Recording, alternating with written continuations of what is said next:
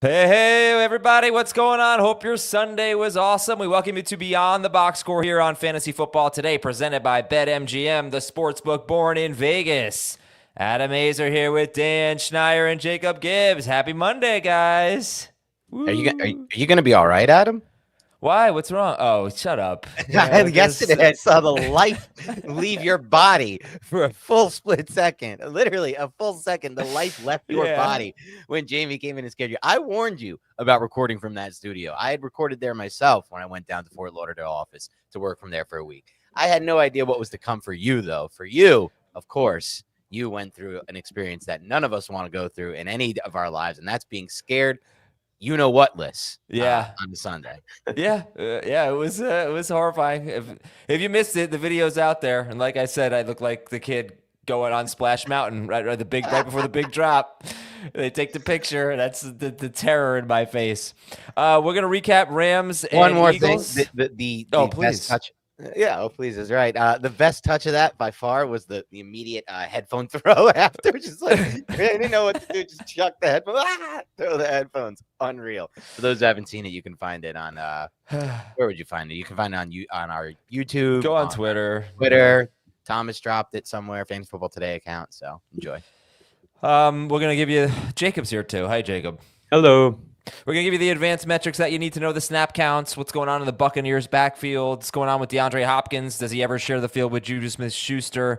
What's going on with Jamison Williams, A-Dot. 4 big topics today are, do we panic on elite wide receivers like Justin Jefferson or Malik Neighbors? Should we be using the word elite for Malik Neighbors? That's my ad-libbing there. What do we do with the 49ers the rest of the way? I'll tell you what I would do, guys. I don't have any odds in front of me. I would consider placing a Super Bowl bet on the 49ers. I bet they are super, super cheap, and they are a game out of first place. And if they get healthy, they are still the best team in that division. And if they get into the playoffs, you don't want to face the 49ers. I see the look. I see some disgust on your faces over there. That's a hot take. I feel like people are ready to bury the Niners. It's not the worst take. It's not the worst take. The more I think about it, it's an intriguing take. Their schedule looks tough. Their schedule looks tough. They're tough. I think they have issues beyond just the fact that Brandon Allen played yesterday. Who are some mid players that are currently in trend, which could force themselves into your lineups? Mid players. I have a lot to say about the word mid later on in the show. And do matchups matter? Are there any matchups that we want to avoid in the fantasy playoffs or even a little bit before that? Let's start with Philadelphia 37 and the Rams 20. Eagles look really good right now. They are arguably the best offense in football right now. I mean, they've been third best since their bye, and they're arguably the best defense in football, although they have 2 big injuries on defense. Brandon Graham is out for the year, and also Bryce Huff, another pass rusher, he's on IR. And Darius Slay has a concussion, so that might mean he misses 1 game, and they get Baltimore on the road in Week 13. But Jacob, what are your immediate takeaways from Philadelphia and the Rams? Yeah, man, the defense is insane. We got another 45 rush attempts for Philadelphia in this game, and so that's just really tough for the pass game pieces that matter. But even still, A.J. Brown is just so good. He had a pretty dang good fantasy day. But like this is just where we're at with the Eagles. They've faced a bunch of run funnel teams, and they're going to continue to face those teams. And they're more than happy to just run the crap out of the ball, especially because their defense is suffocating right now, and so they are leading almost all the time. It was interesting because like going into the game, I wasn't worried about the Rams receivers, and a lot of people online told me how stupid that was because of how good the Eagles are playing defensively. And it's like, I think these guys are just matchup proof. And we kind of saw it all be true, where it's like Puka is so good that even in this brutal matchup, he just makes amazing plays where he's diving and making the catch on the sideline and everything. Like, so yeah, it was, I don't know. It was basically like exactly what I expected for each of these 2 teams. The Eagles are just really, really good, but the Rams are also good, and I think are going to be really good for fantasy down the stretch when they don't have to play the Eagles. Mm-hmm. My takeaway is you come to Stoutland University and you come out unbelievable. It's quite crazy watching Jeff Stoutland, the Eagles offensive line coach, turn around players. Mekhi Becton, who they, was an all-around bust for the Jets at offensive tackle, has come to the Eagles, converted to guard, and he's a weapon for them in the run game. You could see it when you watch the tape. You could see it when you watch the broadcast. He took Jordan Mailata from another country, never played the position before, made him one of the best tackles in the entire NFL. So it's just something that I'm keeping an eye on in fantasy as we move forward. Follow these elite offensive line coaches. Something similar happened in Tennessee this year with them getting Callahan, who's basically Hall of Fame, one of the best offensive line coaches in NFL history. And look at Tony Pollard and look at that run game there, despite not having great quarterback play. And honestly, they have good offensive line. J.C. Latham's been great, but it's not like the Eagles level. So it's just something I'm following. You follow these offensive line coaches, they dominate and they put together offensive line units that can produce run games like the Eagles and the Titans that are weekly plays for us in fantasy. And at this point, like both top 12 plays, obviously Barkley's the best player on the slate, but Pollard is a top 12 play at minimum every week. Yeah, Saquon Barkley with the best game of his career high in rushing, 26 carries, 255 yards, 2 touchdowns, also 4 catches for 47 yards, scored 46.2 fantasy points. He said, I'm thankful for the fresh start. A big reason why I wanted to come here is I felt like this is a spot where I could rewrite my story and show everyone the type of player that I feel like I can be and was meant to be, and it's working out right now, end quote. And I think, people, I can't believe the Giants, this and that. Like, let's just be happy for that Barkley. Where do you think he would be if he were on the Giants? He'd probably be like RB 10. A good must-start player, but with some bad weeks, some big weeks. He wouldn't be anything close to this. So I think it's worked out for everyone. The Giants needed to move on. He needed to move on. It's obviously worked out for the Eagles. And good for him. I'm happy. Every time I see this circulate on social media, like from every new account jumps on it, like, look at the Giants when Barkley goes off. It's like, if you are actually a Giants fan and you know anything about the Giants, you know how far down the list this loss of Barkley actually is as far as this dysfunction and pathetic product that they put out there. Saquon Barkley was 2-7 with the Giants in every year but one. He didn't help them win football games. They didn't win with Barkley. And let's not act like if he didn't have this offensive line that the Eagles have in this offensive environment, which he wouldn't have with the Giants this year, he would be doing these things. Like, we need to put common sense back into the discussion. Yeah, no, that's not to say that it's all the offensive line. Obviously, he gets to the second level. He's incredible, but it's a perfect spot for him. Now, Jacob, you mentioned the low pass volume and the Eagles. I mean, look at the last 7 games here, right? Since their bye, Jalen Hurts is the number 3 quarterback per game, but he has 9 rushing touchdowns and 9 passing touchdowns in those 7 games. He is averaging 22 pass attempts per game. And it is just, it is affecting A.J. Brown. I know he scored the touchdown in this game. He nearly had a second touchdown, but he had just had 4 straight games with fewer than 16 PPR fantasy points. So it's nothing against A.J. Brown, but just this is his 17-game pace since the Eagles decided to be super run heavy. 83 catches for 1,477 yards. That's amazing. 7 touchdowns on 112 targets. That's a phenomenal player. It's a great, it's a very good player, but it's not necessarily a first-round player. Just 112 targets. That's insane. That's a 17-game pace right now. And obviously he did this without Devontae Smith yesterday. There's no actionable item here. Like, you're starting A.J. Brown. I get it. But Goddard is not necessarily a must-start if Devontae's out, although Goddard was wide open for a touchdown, and Jalen Hurts is bad. He had a pretty good game. That was a bad throw. He had Goddard wide open. So it is just something to note. Like, they are just too run heavy right now, and it's not great for Devontae Smith, obviously. It's not great for Dallas Goedert, but you're never going to sit A.J. Brown. For the Rams, I think you pretty much know what to do with all of the Rams except maybe not Matthew Stafford. I think if you didn't watch this game, Stafford was pretty, I would say, lucky with that touchdown to Cooper Kupp late in the game. I would call it garbage time. It was pretty much a blowout at that point. What was the score? It was 37-13 at that point, and he threw a late touchdown to Kupp. So I kind of thought that the wide receivers would do well because I thought they'd catch a ton of passes, and I thought Stafford would struggle. And at the end of the day, Stafford scores 23.2 points. You'll take it. But you're going to start Kyren. Although I got to say this about Kyren, guys. In his last 6 games, he has 2 games with 5 catches, and he has 4 games with a combined 1 catch. So he's a little bit risky.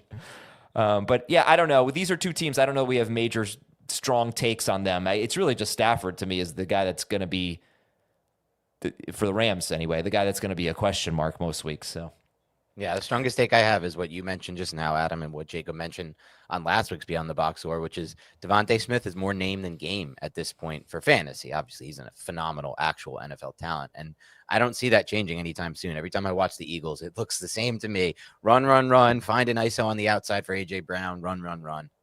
Maybe find Dallas Goedert leaking out. But you wonder, can Baltimore be the team next week that like the Chargers game with the Bengals last week, right? Where Chargers hadn't given up more than 20 points. Finally, they get into a shootout. Finally, we get big volume. Could Baltimore be the team that brings 30-plus pass attempts out of the Eagles? We'll see. But you know what? Let's move on and talk about some other things, and we'll look at that later on in the week. So what's coming up on Beyond the Box Score, the other episode this week, guys? So this week we make our transition over to Tuesdays on Fantasy Football Today Express, and we will be doing just Jacob and I for the rest of the season. So the focus is going to be on the data. We're going to be diving deep into all these intricate data and all the sources and everything like that. And I don't know where I went with that. All this. No, I was reading a comment. Oh, what? Adam Azer 12 hours removed. This one was great. I saw this one earlier. Adam Azer looks like he's 12 hours removed from asking a mechanical boardwalk genie to make him big. Yeah, I guess I think people think I look like really young in the like where I am right now. I don't know, but interesting. Yeah. I didn't know that take. But yeah, so join us on Tuesdays, Jacob and I, at 1 p.m. Eastern every Tuesday from this point on. It's basically just going to be a Jacob and I deep dive into stats, into tape, into film, and things like that. Yeah, like there's a bunch of stuff I want to watch before the show that we just don't get to. Like I really want to get into Arizona, how the heck they had 6 points, like what happened there. I think it's probably that Mike McDonald's defense coming out of the bye 2 weeks ago is playing much better. And so like this just gives us the time and space to like really, really get into everything and really go beyond the box score. That's going to be what we're doing on Tuesdays. All right. And what we're going to be doing right now is taking a quick break, giving you some news updates. And we will be right back after this on Fantasy Football Today. CBS Sports HQ, giving you college football coverage unlike anyone else. We're talking Big Ten. Pre- and post-game coverage. Are you encouraged with the way that this team responded? Along with breaking news. A lot of movement in the rankings this week. Highlights and expert analysis. That streak could be in jeopardy here. Sure. What was your main takeaway from this game? How impressive was his domination? That really changed the football game. Let's go ahead and have some more fun. Another wild ending. The chaos continues. Turn to CBS Sports HQ. Okay, welcome back, everybody. News and notes. So we haven't gotten an update. We did get actually a little bit of update, not a concrete one. The Tommy DeVito will probably be okay to start on Thursday. Daboll's optimistic, so hooray for Tommy DeVito. Gardner Minshew, though, he's out for the season. And what do you think this means for Jacoby Myers, guys? I think it'll eventually be Aiden O'Connell, you'd think. But what do you guys think? Like, they have Cleveland, then they have a bye, maybe in week 4, maybe that would be week 15 after the bye. Maybe we get Aiden O'Connell. But do you think Jacoby Myers is basically a must-start guy? He's played super, super well. He was one of the guys I was going to highlight. I'll just go ahead and do that now. I did look, and when Desmond Ridder was in the game, he still had 3 targets. So similar type of target share to what he's seen. But what Myers just did is really, really impressive, because we talk about, this Denver defense all year long as one to avoid. And for good reason. Prior to week 12, no receiver had recorded more than 6 receptions in a game versus Denver. Myers had 10 this week. No receiver had been targeted more than 10 times versus the Broncos. He had 15 targets. That was shocking to me. That is the first time really that we've seen somebody just aggressively attack these corners. And in games that he has played without Devontae Adams, he has a 28% target share and 15 PPR points per game, which would rank 16th among wide receivers in terms of points per game on the year. Is it going to be worse without Minshew? I guess maybe, but it's not like Minshew is elevating anything. So I think just given the way that the offense is funneling through him, you're still going to start him in most spots. Averaging 15 points per game in this offense with some pretty tough matchups mixed in there is really, really impressive. I thought. I just want to say, by the way, I watched all of the Surtain snaps this morning, and he did not shadow. We knew he didn't shadow Jacoby Myers. He also did not shadow Brock Bowers. Poor Trey Tucker got the tough matchup. He didn't shadow Tucker, but he was on him a lot. It was a strange game plan. I don't know why he didn't shadow Jacoby Myers, but he didn't. And so that's the end of the Denver matchups for Myers. Sorry to cut you off, Dan, but I'm going to just move on here so you can talk about some more interesting things. Trevor Lawrence is going to practice today on Monday, so he's got a chance to play against Houston this weekend. Baker Mayfield left with a stinger, but I think he came back. He's fine. Brian Robinson Jr. and Austin Eckler are both injured right now. They have Tennessee, one of the best run defenses in football, and then they have a bye. So we'll obviously talk about the Commanders running backs on the waiver wire show. David Montgomery left in the third quarter. Think he's okay. And Antonio Gibson I mentioned this yesterday. He played 13 snaps in the fourth quarter. Ramondre Stevenson played 1 snap. Could have been game script. Could have been, hey, Ramondre, you are not doing anything. I've been pretty frustrated with Ramondre Stevenson. They get the Colts this week. Wide receiver news, Josh Downs. This is not a super serious shoulder injury, but he's been classified as week to week. So maybe you won't get Josh Downs this week at New England. Then they have their bye week. Then they come back and they face the Broncos, Titans, and Giants in the fantasy playoffs. That's Josh Downs. So he might be out of your lineup for the next 2 weeks because at New England and then a bye. Romeo Doubs concussion. Cedric Tillman is in the concussion protocol. They are at Denver, and I'm super interested in that because I do feel, especially if Tillman is out, I do kind of feel like Patrick Surtain will be on Jerry Jeudy a lot. But Jeudy had a 40% slot rate in week 12 against Pittsburgh. I'm excited about Jeudy, but this, Denver, as you just heard from Jacob, is tough. So anyway, we'll get to that later in the week. Jatavian Sanders left in the second quarter with a neck injury. He's out of the hospital. That's good news. Giants left tackle Jermaine Illuminor left in the first quarter. They did not need that. Detroit's left tackle Taylor Decker left in the third quarter. I think he came back. Washington's got 2 injuries on the offensive line. And Cam Robinson, left tackle for the Vikings, is hurt. San Francisco offensive guard Aaron Banks left with a concussion. Seattle offensive guard Anthony Bradford left too. And I will leave it at that with the injuries, except the Buccaneers on defense. Jordan Whitehead out for the season with a torn pec, safety. And cornerback Carlton Davis left with a knee injury. So keep an eye on them. They're at Carolina next week. And now it's time for the Workhorse to Watch segment, brought to you by Microsoft Copilot Plus PCs. Powered by Snapdragon, the fastest, most intelligent Windows PC ever. In this segment, we'll identify a player whose battery just doesn't seem to run out, similar to Copilot Plus PCs. And Dan, that player today is Josh Jacobs, who has scored 20 or more fantasy points in 3 of his last 4 games. And phenomenal stuff. And we're loving what we're seeing from Josh Jacobs right now. Yeah, this was a player Jacob and I discussed on last Thursday's Beyond the Box Score as a good buy now type player because he was due touchdown regression, and that's exactly what's happening right now. Obviously, didn't score as many touchdowns as we wanted in the first half of the season. That's regressing now. He's getting in the end zone, which changes his fantasy outcome by a massive margin, and that seems to continue. To me, seems like it will continue down the stretch for a multitude of reasons. One, I think that Jordan Love and the offense will find their groove, and 2, the schedule is very good for Josh Jacobs and for this offense. So I expect him to be pretty much a top 5 play rest of season. All right, Josh Jacobs. Miami next week, at Detroit, which is the one game in this stretch that he struggled with. Yeah. At Seattle, New Orleans, at Minnesota. Pretty vicious run defense in week 17, but so far, so good for Josh Jacobs. That was the Workhorse to Watch segment, brought to you by Microsoft Copilot Plus PCs. Whether you're multitasking like never before, working far from power outlets, or sketching your own ideas into existence, you can do it with the new Microsoft Copilot Plus PC, powered by Snapdragon. Battery life varies by device and with usage and settings. Time now for our email of the day. It is from Tony, and the subject line was, Dan's a fraud. Well, that certainly got me to click. All right, he says, Dan's a fraud. On last week's mailbag show, he said he was a huge fan of the show Are You Afraid of the Dark? And had a bootleg box set, which is a wild and telling admission. It's the equivalent... It's the equivalent to someone saying they were a big fan of Hanging with Mr. Cooper. Wild. Anyway, while Adam, whose job is based in digital media, was somehow having trouble cropping a photo, Dan read a YouTube question with the riddle, what can you put in a barrel that makes a barrel lighter? And Dan brushed it off as a random riddle question. It was a reference to Are You Afraid of the Dark's first episode. Yep. I guess that was one of the missing episodes from his bootleg box set. Typical Dan, really strong take with no substance behind it. In all seriousness, though, Mailbag is my favorite FFT show.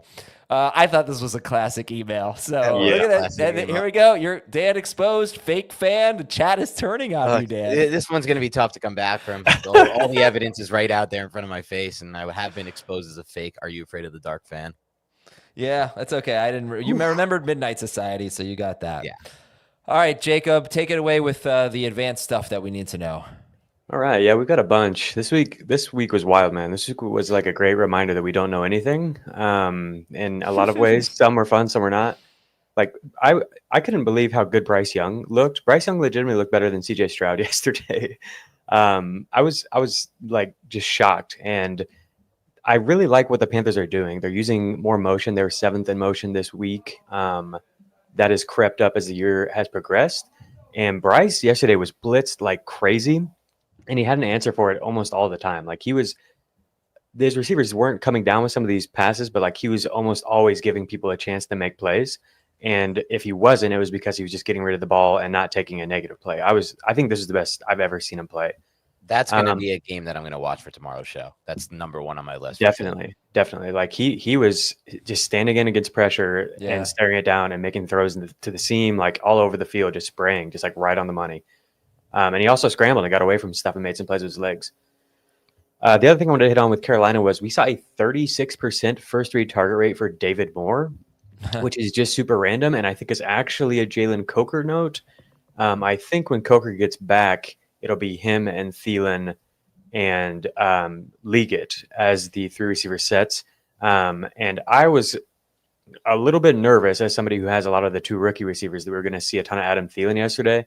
Could just be that it was the first game back, but he really didn't seem to be getting open at all and wasn't targeted hardly at all. So unless they just go away from him entirely, I think we'll see Coker step right back into that role. And he has that kind of like first read target upside that we saw David Moore fill yesterday. We've seen him get those types of targets this year. Yeah, I just want to point out one thing about Thielen is that he had at least 2 end zone targets. I'm not sure if either of them counted. On one of them, he drew a pass interference. On another, he had the ball in his hands and it got smashed out of his hands on a big hit. And I can't remember if they threw a flag on that. So those may not count as targets. I'm looking right now. Did he have? He had 1 end zone target. So I think that one did not get flagged. But he had 1 official end zone target. He had another one. He drew a pass interference. But what was, he had what only a 15% target per route run rate for Thielen. Okay. Yeah, he played a lot, but like 2/3 of the snaps, he just wasn't really a factor. Arizona was probably the biggest disappointment for me this week. I was so excited for the Cardinals coming out of their bye. That offense was like basically top 10 in every efficiency metric, rushing, receiving, anything. And then they put up 6 points against Seattle, which might be a Mike McDonald note. The Seahawks defense played pretty tough in the 2 weeks coming out of the bye. So excited to dig into that more. But yeah, I really, really was bummed about the MHJ usage. I thought they would find creative ways to get the ball in his hands. Instead, Marvin Harrison Jr. had the highest average route depth that he has since week 5. So yeah, that's something we'll report back on that tomorrow. But absolutely insane usage for Trey McBride. Trey McBride had a 59% first read target rate, which was obviously the highest on the week. And I think that's the highest I've seen for a tight end all year, even with the Brock Bowers games. I think that's the highest. It was just him all day. Like very first play there, it's a designed rollout to Trey McBride, and they just like kept going to him over and over. And man, this guy is so good. Just like for reference on where he's at historically, among tight ends that are under the age of 25 and have had 300 or more routes run and average 2 or more yards per route run, there's only been 7 over the past 10 years. And 2 of those are McBride. The only one with a higher yard per route run rate than McBride has this year is George Kittle. The other guys are Travis Kelce, Brock Bowers, Kyle Pitts, and Mark Andrews. He's really, really an elite player. And like, maybe he'll literally just never score a receiving touchdown. But I doubt that is actually going to be the case. Thank you, Adam. No, I was about to make a touchdown joke, but thank you. Took it away from me. So assuming like he does start scoring touchdowns, and it's like this guy is the tight end 1. Like that's basically where I had him last week. And then Ben Gretsch talked me into Brock Bowers, which I think makes sense, like to be that excited about Bowers. But it's like I think it makes sense to put Trey McBride in that same exact company. Like he's been so freaking good, and his offense, I think, is going to be a lot better than the Raiders. So there is the upside for touchdowns. Okay. I want to talk about Caleb Williams. He continues to play better. I'm really excited to get in and watch this game. He had the 4th highest passer rating for a quarterback that's faced Minnesota's defense all year, behind a bunch of veterans, Brock Purdy, Stafford, and Goff. The Vikings have been so tough. I was really, really worried about Caleb because his upcoming matchup just looks like a buzzsaw that he's going to get put through. But like he came through pretty much unscathed in this one. The Vikings only got pressure on 22% of the dropbacks. I thought that was interesting. That's the lowest pressure rate that they've generated all season. I think hey, that, man, this is the healthiest his line has been in forever. Yeah. Let's go. I think that is like partially a line note, and then also he's getting the ball out quicker. His time to throw is the lowest it's been all year. That's 2 straight games where he's recorded a new low. Also, he's navigating the pocket well and scrambling. He still takes some sacks that he shouldn't, but he did have 5 scrambles again. That's back-to-back games. He was only averaging 2.5 per game under Shane Waldron. So he's doubled that in each of the past 2 games. And the guy who really benefits from it apparently is Keenan Allen, which I guess makes sense with getting the ball out quickly. 14 first read targets for Keenan Allen in this game. Over the past 2 games since the change at offensive coordinator, he has a 34% first read target rate. Romeo Dunze has a 26% first read target rate. DJ Moore's is 22%. So pretty interesting stuff in Chicago. I'm curious what you guys think about DJ Moore, because I think we were pretty encouraged after the first game, but not so much with this one. Did you see his ADOT the last 2 games? It's been, yeah. So his ADOT in the first game with Thomas Brown as offensive coordinator, week 11, was negative. It was less than 0 behind. In this game, it was like 4 yards or something. Mm-hmm. So they keep doing these wide receiver screens to him. I don't really love that. It's working, I guess. He's getting a lot of catches. He turned one of them into a touchdown, I believe, in this game. But I don't love that. That's so gimmicky to me.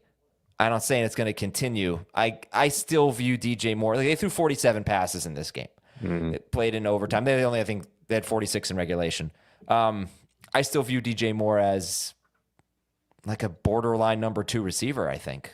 That's how I feel. Keenan Allen now in the flex discussion? I literally just cut him before this week. Oh, yeah. I don't know.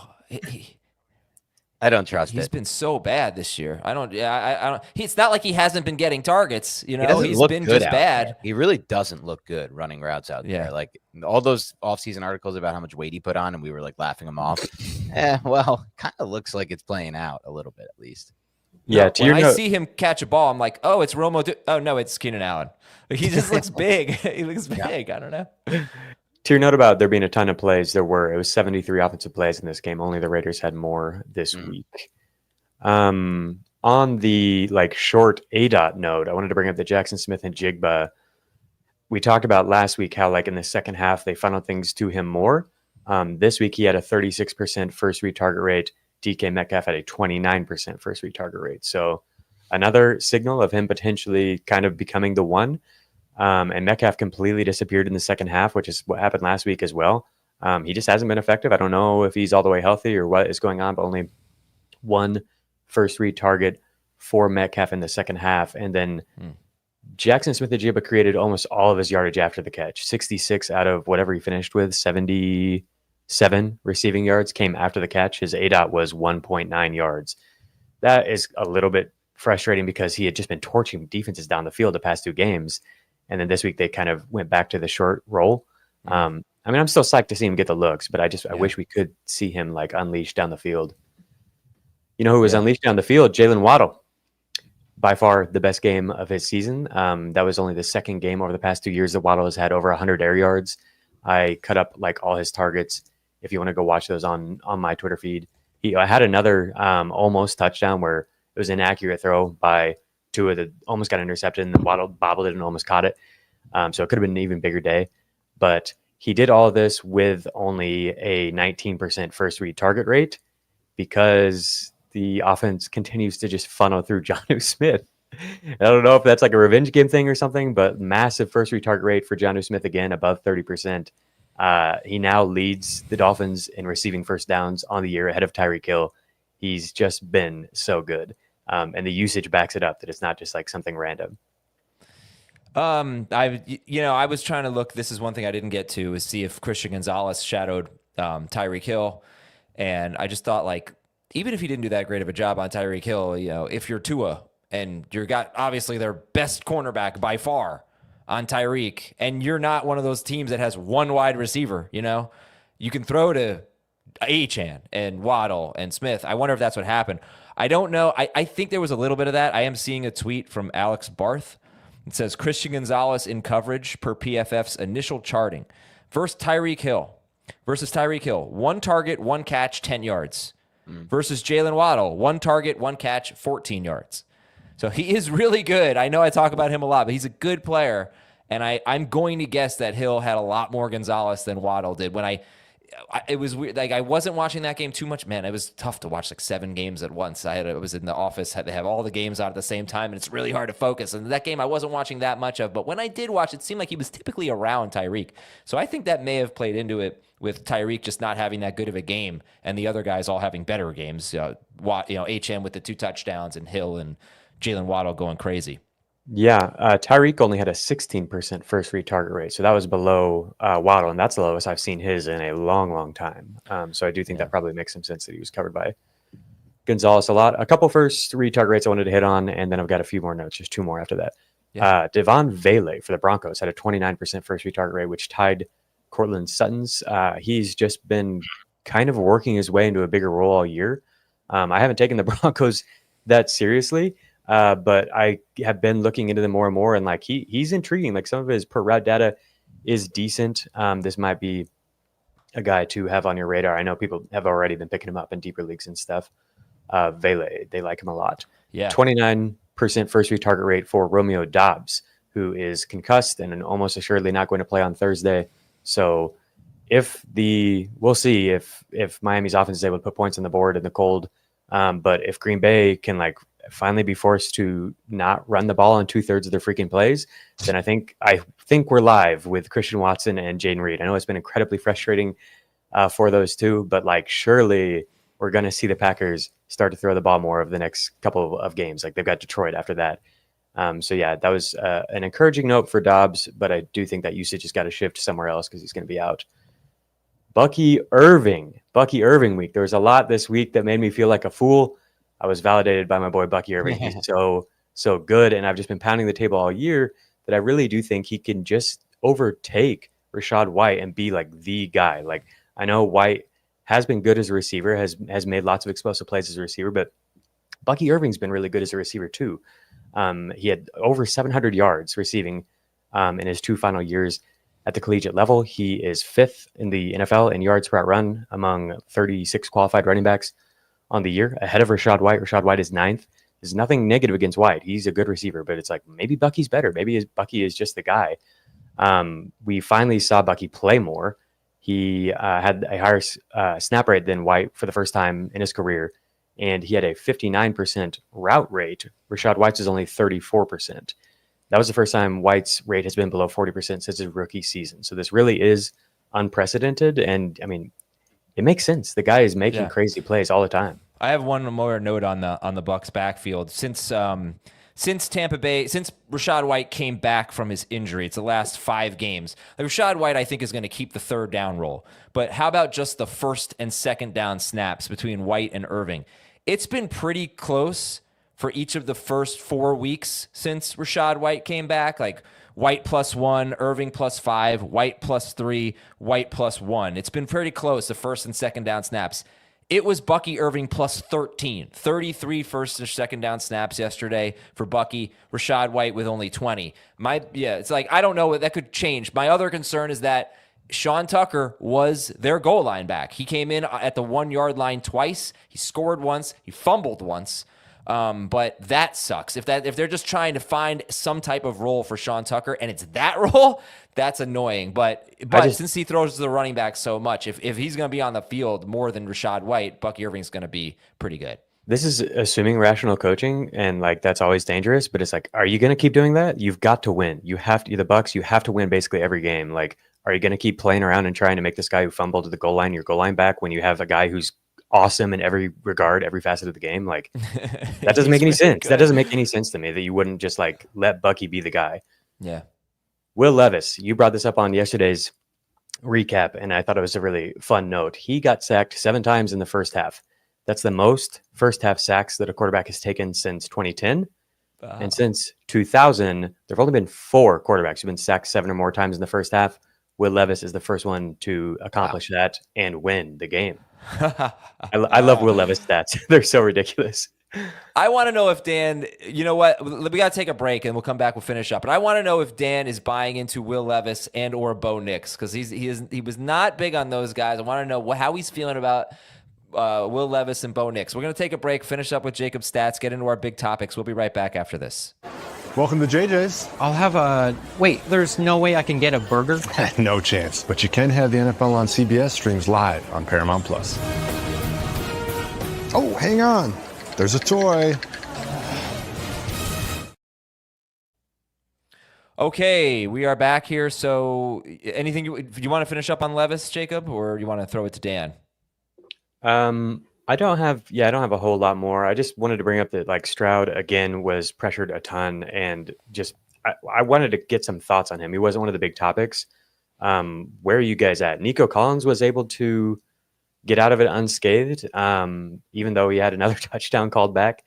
But like, man, this offense, there's so much potential because they have matchups where it could be massive shootouts down the stretch.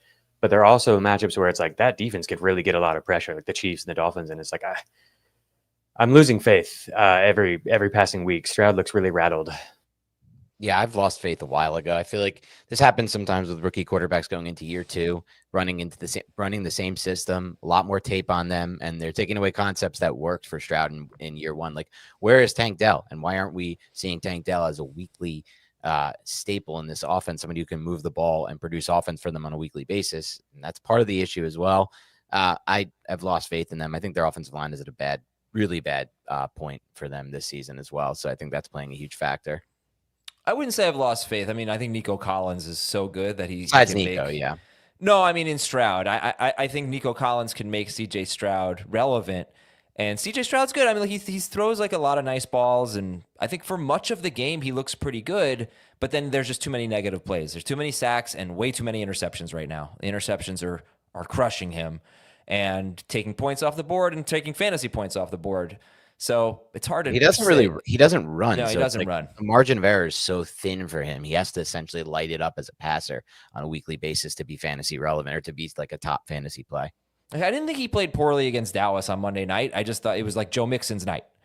And then that Nico Collins 75-yard touchdown, whatever, called back. I don't know. I don't. He's certainly not a must start, but he's not I wouldn't necessarily drop him. I just think if he cleans it up a little bit, there's enough good in there. Personally, I think there's enough good with Nico Collins back that he could have some good weeks. All right, Jacob, anything else? No, you want to talk about Bo Nix? I want to talk about Bo Nix. I want to talk about just some snap counts real quick. Tony Pollard played 94% of the snaps without Tajay Spears. Jonathan Taylor played 96% of the snaps. Amir Abdullah played 90% of the snaps. So if you get another week without White and Madison, you get a workhorse in Abdullah, but he's got Kansas City, who's not just great against the run, they're also great against pass-catching running backs. I wanted to talk about Cade Otton. 1 catch for 30 yards on 3 targets against the Giants. He had an 87.5% route participation. That was 6th best amongst tight ends, so he still had a great role, even with Mike Evans back. I didn't talk about this on the recap last night because I don't really take it that seriously, and I still don't really, but the Giants are number 1 against tight ends. They are the hardest matchup in fantasy. They see, on average, about 4 tight end targets per game. The fewest tight end targets per game. I might be wrong about them being first. They might be first, second, or third, but they are 1 touchdown this year allowed to a tight end. It was Jatavian Sanders. So I don't know if it's just a tough matchup. Like, I don't buy the Giants personnel, but they're doing something right against tight ends.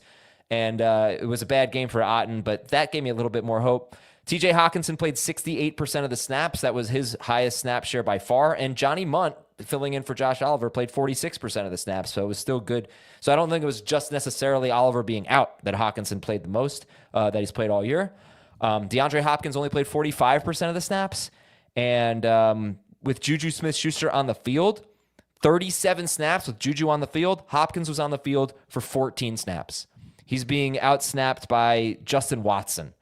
So it's like, I know he caught the touchdown. He gets some end zone targets, but he just will not. I don't think it's ever going to happen. I don't think he's ever going to play enough to be consistent.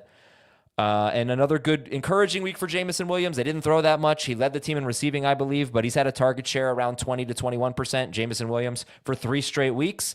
And last 2 weeks, he's had an ADOT below 12 yards. If you're watching on YouTube, I have no idea where to look. I don't have my normal camera, so my eyes are all over the place. But yeah, encouraging stuff, I think, for Jameson. Not as encouraging, in my opinion, for DeAndre Hopkins, even though he caught the touchdown. Encouraging stuff for TJ Hawkinson. And for Cade Otton, I'm hopeful that it was just a matchup thing. All right, I think we'll get your yeah, go ahead. I meant to mention on K Dalton, they did a 9% first read target rate this week, which is really, really low. And I think that's just kind of what we can expect with Evans back. We've not seen him be productive with Evans back. We've never seen him with just Evans. We've seen him with Evans and Godwin. This was the first game with just Evans, and it was really discouraging on paper. Will they throw more when they're not running for 4 touchdowns, first of all, against the worst team in football? And then was it just a bad matchup against the Giants? That's my glimmer of hope for you K. Dotton managers. All right, we have our 4 big topics, and Bo Nix will come up in one of them, so we'll talk about that. But give me your quick thoughts on Will Levis, Dan. So short term, I think Callahan may have been able to figure out something that can work for him occasionally, not consistently. A lot of bootlegs, which is something you had to do with a player like Will Levis, get him out of the pocket, define reads, let him throw downfield. Long term, I have absolutely no faith that he will be a good quarterback in the NFL. I will stand by that. I will have that take now. It's November 25th, 2024. We'll revisit this at any point, 2025, 2026, 2027. I am still not sold the Titans won't draft a quarterback in this coming class to replace Will Levis right away. So that's my take on him. And we'll get to Knicks, I guess, in the big topics. Well, I did some in-person scouting this weekend. I was at the Miami game, the Miami Wake Forest game. Saw a little Cam Ward. What do you think? No, I'm not really feeling it anymore. I don't know. I'm not really feeling. This is not a great quarterback class. Of course, the Giants are going to get a top pick in a class like this. Yeah. All right, time for our 4 big topics, and I'm going to give you guys 3 minutes on each. Ken Meyer says, is it time to panic on some elite wide receivers, Justin Jefferson and Malik Neighbors? Those were the 2 that he asked about, Jefferson and Neighbors. Are we panicking? Well, I said last week we should be panicking on Neighbors. I was, people came back at me for that, I think, on the show, and I understand why. But I have to understand when things are not guaranteed to get better with Tommy DeVito, and it looks like they're almost going to get worse with DeVito because the offense is going to punt more. One thing that the Giants were actually good at before benching Daniel Jones was plays per drive. They were 6th most in the NFL in plays per drive, a really surprising stat for the Giants offense. A lot of people didn't see. Their biggest issue was getting down to the red zone and not scoring. Well, now those plays per drive are done because they didn't have good plays per drive in this game against the Bucs. They're punting a lot. It's 3 and out a lot. The whole first half was a disaster, 35 passing yards. So now with Jermaine Illuminor, their backup left tackle, their right tackle was moved to left tackle injured. They're down to their 3rd and 4th tackles. The interior offensive line's not playing as well as it was.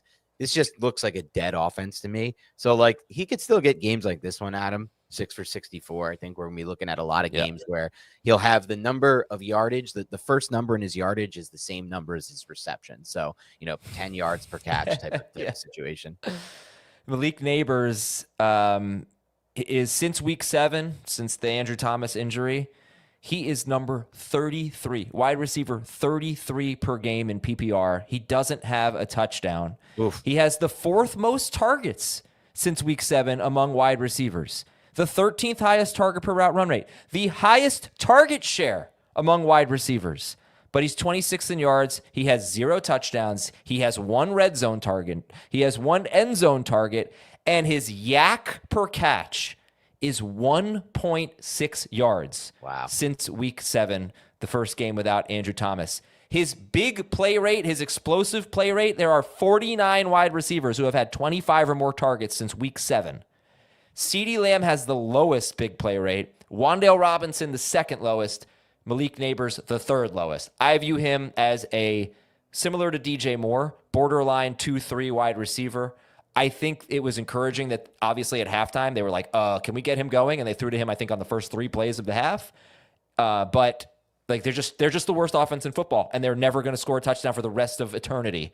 So, Jacob, what do you think about Justin Jefferson? I think it's kind of interesting to think about Jefferson that the Vikings were, before Hawkinson came back, 28th in tight end target rate. And now they're 7th in tight end target rate. So, and now Addison's got this target share the last couple weeks. So, do you think Justin Jefferson is a top 12 wide receiver? I think he's probably borderline that per game, full season.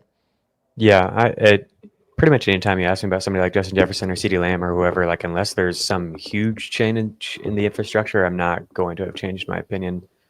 There is with AJ Brown, they're running the ball way, way more. I guess with Minnesota, the left tackle is a problem. But other than that, like I would expect him to be fine. I would expect him to be a top 5 guy. Yeah, me too. I think, we're going beyond the box score, so I'll give you a little beyond the box score here.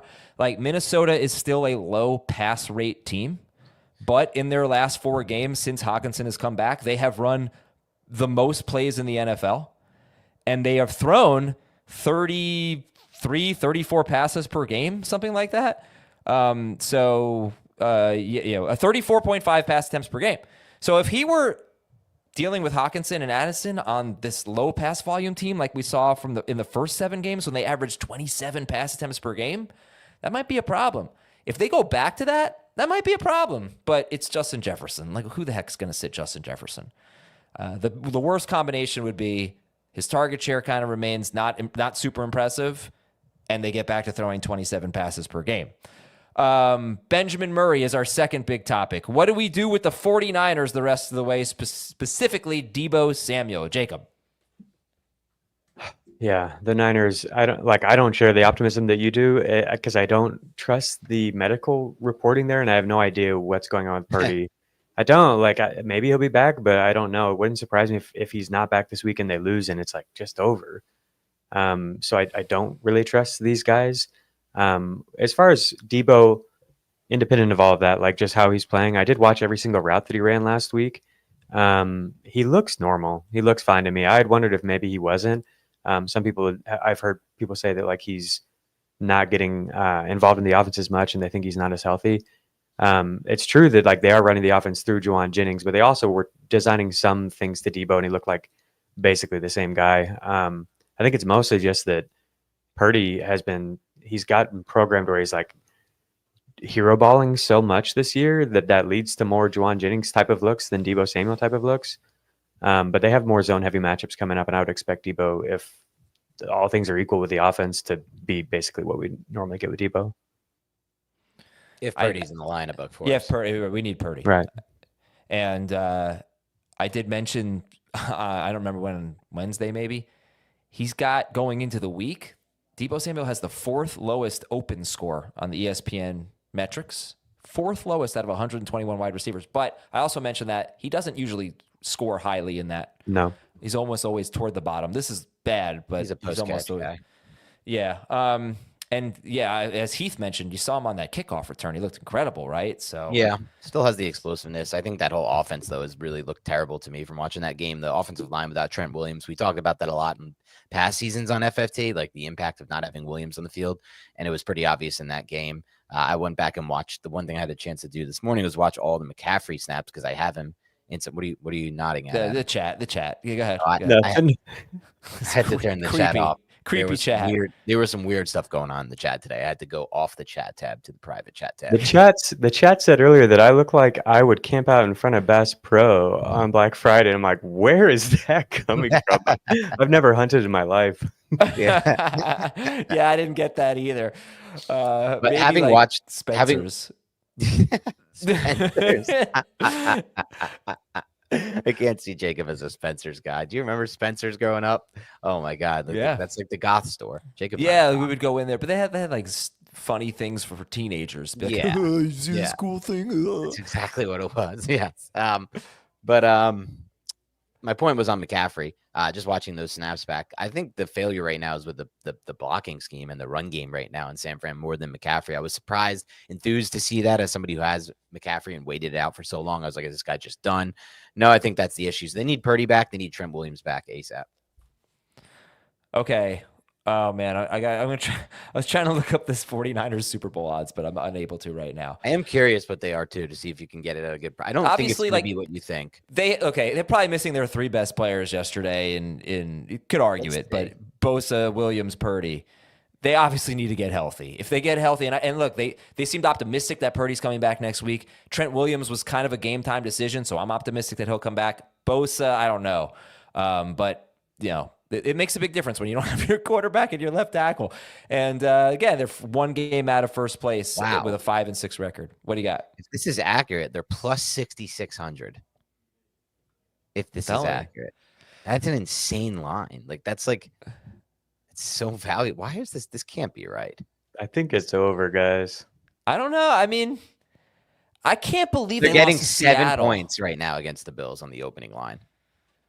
Yeah. All right. Let's go to our next big topic here. And this is where I talk about the word mid. Broken Helmet Podcast says mid players who are currently in trend, like Cortland Sutton, who could force themselves into your lineups. It's a good question, right? Because do you keep writing it out with Malik Neighbors? Like, obviously, I'm starting Cortland Sutton over Malik Neighbors, but do you write it out with Malik Neighbors? You go with like a Jacoby Myers or something who's not quite as good as Cortland Sutton, or Jerry Jeudy. Hopefully you can start both. But who are some players that have become must starts? And the whole mid thing, I think Cam Ward actually said, I was listening to Cam Ward post game radio on the drive home, and the guy asked, like, how would you rate yourself today? He said, I'd say mid. I was like, that just sounds so weird, and you're not even using it ironically. Like, people are using it for reals, like What's IRL. wrong with the word mid? It's not a word. It's like part of a word. It's like, You'd rather him say I said middling? I played middling? That's yeah. That wouldn't make sense either. How about average? Okay. Mid? I don't like Adam, when things... This just shows this disconnect you have with the younger generation. You're too old now. You can't understand that. They have their own slang. We had our slang too back in the day, okay? We had our own slang that we used to say. Yeah, fat, P-H-A-T. Like, yeah, remember fat? Aren't you glad that's gone? Aren't you glad that's gone? I am, but we used to say it at the time. All right, but we were kids. Adults, it's So fine for a college. No, it's fine for a college kid. No, okay, he's fine. He's fine. I'm saying adults, we should not be saying mid.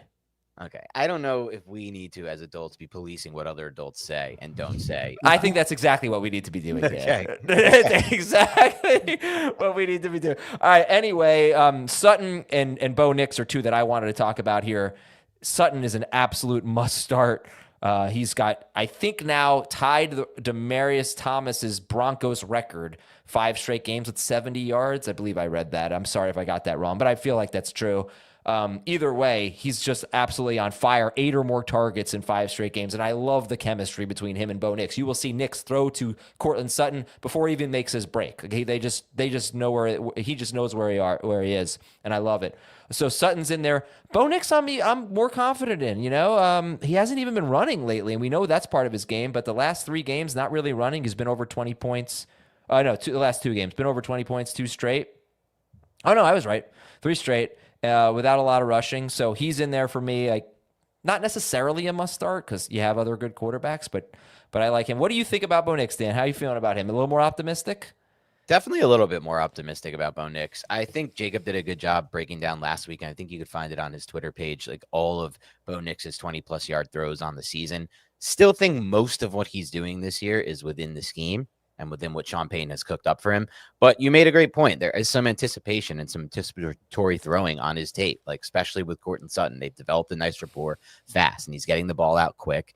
And his ball placement hasn't been bad.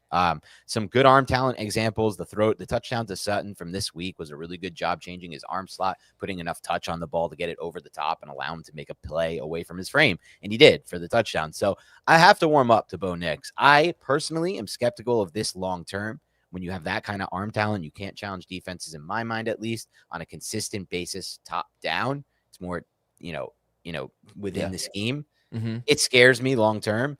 If I had to bet right now, will Bo Nix be a great starter in 2-3 years? My bet is still easily, definitely no, personally. But it's hard to ignore what he's doing. His anticipation has been better. He's got good feel for this offense. He's playing within the scheme. He's doing everything they ask. He can run. So fantasy-wise, he's been unbelievable.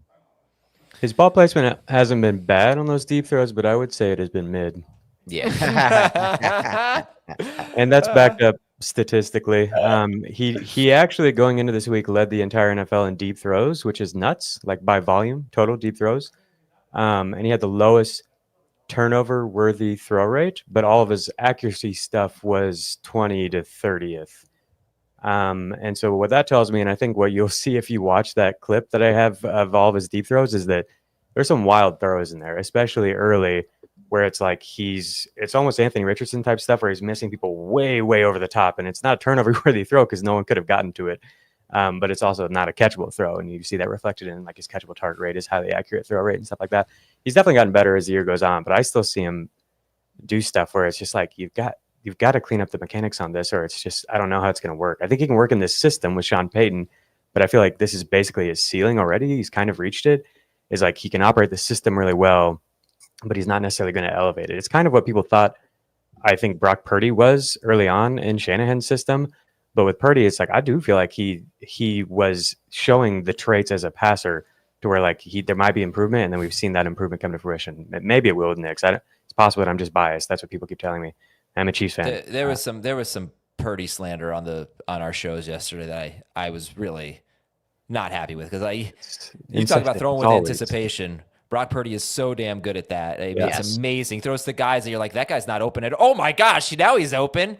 Brock Purdy is great at that. Obviously, the system helps, but Brock Purdy's great. And then I said that you guys can get in on this debate. Jamie was saying that like everyone in the 49ers organization will tell you that Trent Williams is their most important player. And I think he pushed, I think he like reeled it in a little bit. And I said, okay, it's the Super Bowl. The 49ers game is about to start in the Super Bowl, whatever. And you have to, you have to choose one player to not play. Would it be Brock Purdy or Trent Williams? Like, who would you rather be without? And that's what I think it's got to be Purdy. It's got to be Purdy. No. You'd rather be without Trent Williams. Yes, you'd rather have Purdy. I'm with you on this one. Yes. Yeah. I don't think he gets enough credit for what you just said. Okay. I am sorry to detour. Go ahead. I'm sorry to detour. I want to know who are some players, mid players. Let me give you. By the way, when I said for reals earlier, it was a joke. It was an ironic use of for reals. Sure. Okay, what the dealio, people here. But let me give you some mid players. Yeah, who are some mid players that are in your lineups now? Right. Go ahead. Last month, here are some mid-round drafted players. Is what we're going to go with because we don't want to call them mid. Who have been performing really well. You tell me your confidence level in them. Jaxon Smith-Njigba, wide receiver 3 over the past month per game. Never taken him. Top 24 receiver. Okay. Jerry Jeudy, wide receiver 8. How are we buying that? Top 16, rest away for me. No. Wow. No, I don't think so. Brutal matchups. People say wow to that, and normally it would be a wow, but we have Garrett Wilson going into this week as the wide receiver 4 overall. Wide receiver is a dead position this year in fantasy. I'd still rather have Wilson than Jeudy. Okay. Jonnu and Taysom Hill. Wide receiver 4, right.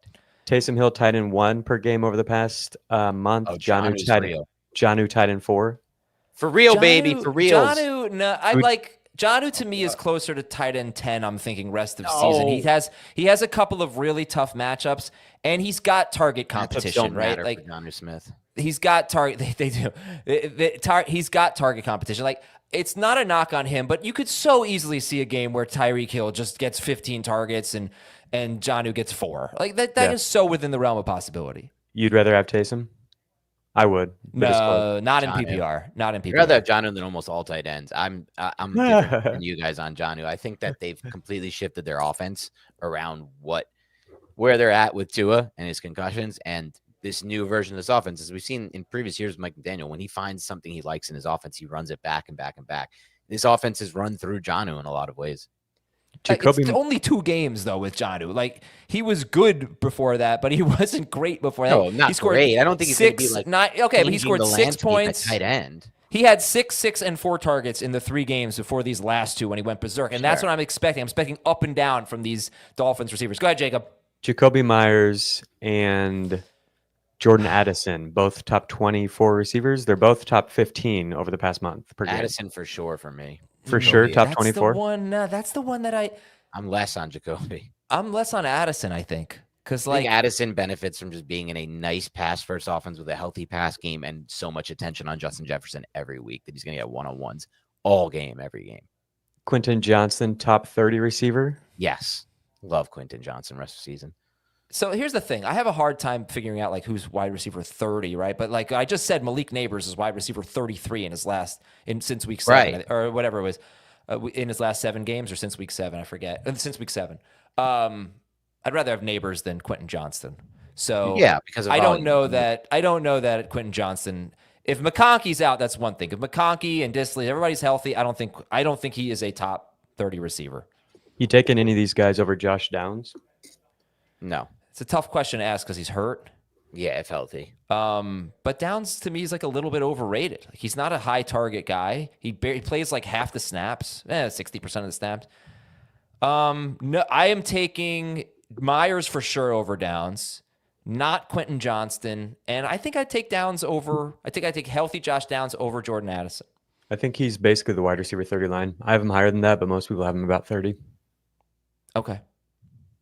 I did have Jonnu Smith on this list. I had Jerry Jeudy on this list, and I had Calvin Ridley. Ridley is one that sort of concerns me because he's just so reliant on big plays. Big play, yep. Every week he's making these huge plays. Even had one called back, a huge touchdown called back. That's why I don't have any faith in Levis long term. They're not actually running like a good rhythm on time passing game. They're just like running random bootlegs and taking shots downfield and running the ball. Like he's got 2 matchups. Here's the thing about Ridley. He's got 2 matchups left against the team that gives up the most big plays in the NFL, and that's Jacksonville.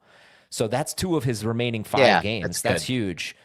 The other teams he faces are kind of middle of the pack in big pass plays. So I think he'll have a good finish, but it wouldn't surprise me if there's a game or 2 in his last 5 that are pretty bad because it's just the nature of a guy who's doing almost everything on deep balls. It's hard to trust.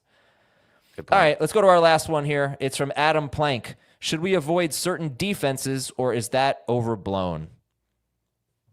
This year, it feels like this might be the year it would be overblown. There are years where there are dominant defenses.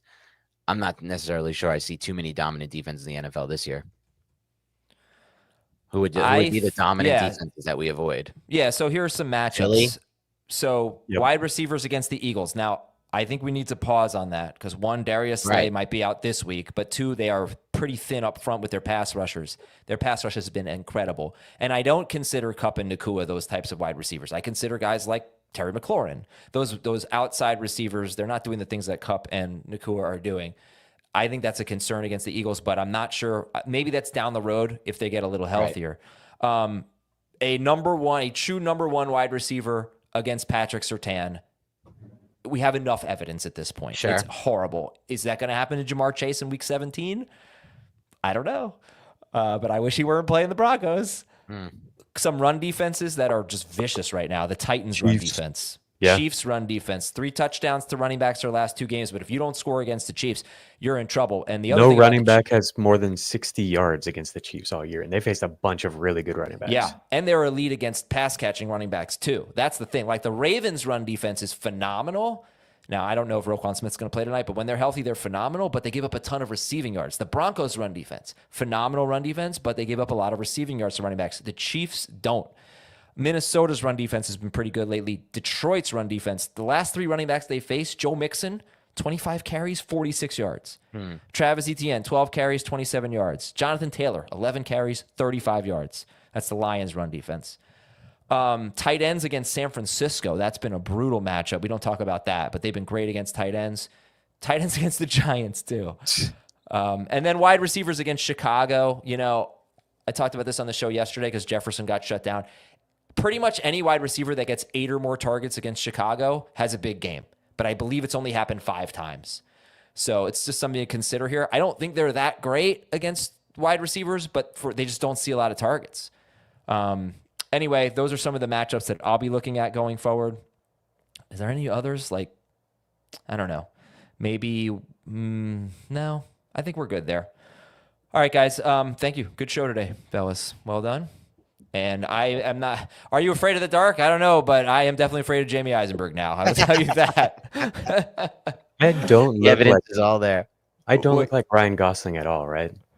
No, is that what the chat's saying? You're getting great compared. Somebody said you look like Eminem, Ryan Gosling. Some good stuff. Well, he's always got the hoodie going. Yeah, like I can see the Eminem thing, but you look less like Ryan Gosling than Dan looks like Jason Alexander. Have a great day, everybody. We'll talk to you tomorrow on Fantasy Football Today with the Waiver Wire.